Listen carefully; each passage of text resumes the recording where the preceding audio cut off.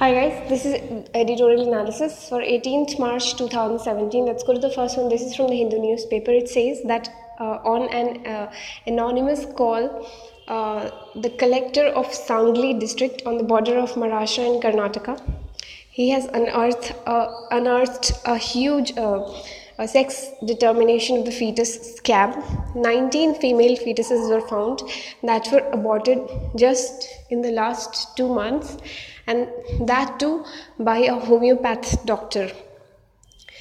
And this homeopath doctor, he had recently botched up one of his illegal abortions, and that had led to the death of the woman. So this incident just goes on to show how deep-rooted this problem in India is. So that's one editorial from the Hindu. Let's move on to the next editorial. This is from the Economic Times. So this is on that entire issue. You remember that last year, set a group of publications. They had filed a case against a photocopy wala in Delhi University, because they were xeroxing huge amounts of portions of the books, and they were selling it to these students as a part of their course packs. So it's in continuation to that. The publishers have decided not to pursue their case against Rameshwari Photocopy Service, Delhi. The publishers had asked for payment of copyrights dues.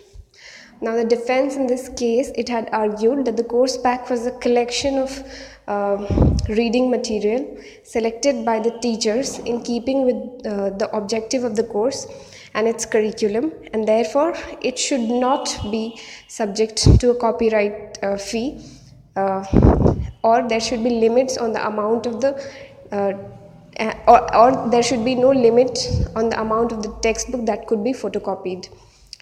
This was an expansive interpretation of the Fair Use Clause in the Copyrights Act.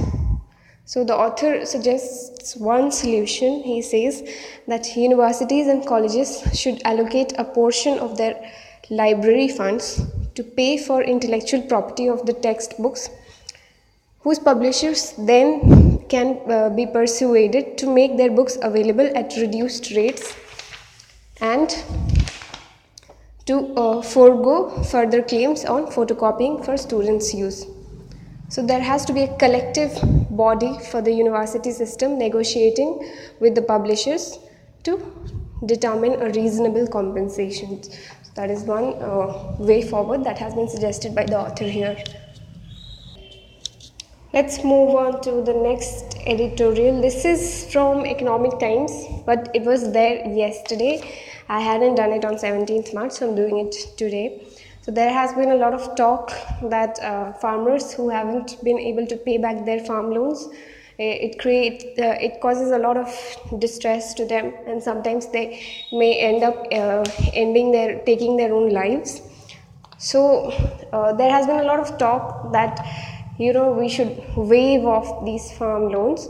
So on this subject, Arundhati Bhattacharya, she says that writing off farm loans spoils credit discipline because borrowers will then willfully default on repayments in the hope of such schemes.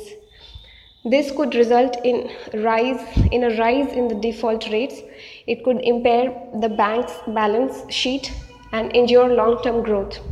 It penalizes the borrowers who have honored their loan commitments honestly.